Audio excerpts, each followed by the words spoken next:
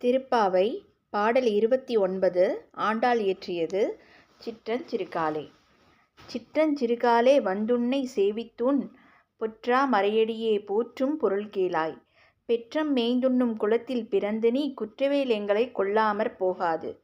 இற்றை பறைகொள்வான் அன்றுகாண் கோவிந்தா எற்றைக்கும் ஏழேழு பிறவிக்கும் உன்தன்னோடு.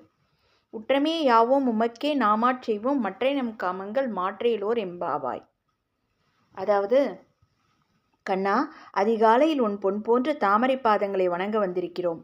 அதற்கான காரணத்தைக் கேள். பசுக்களை மேய்த்து பிழைக்கும் ஆயர் குலத்தில் பிறந்த நீ எங்களது இந்த சிறு விரதத்தை கண்டு கொள்ளாமல் விட்டுவிடாதே. நீ தரும் சிறு பொருட்களுக்காக அணிகலன் முதலானவை இந்த விரதத்தை நாங்கள் மேற்கொள்ளவில்லை என்றும் 7 பிறவிகளிலும் நீ எங்கள் குலத்தில் பிறக்க வேண்டும். எங்களை உன் உறவினர்களாக ஏற்க வேண்டும். உனக்கு மட்டுமே சேவை செய்யும் பாக்கியத்தை எங்களுக்கு தர வேண்டும்.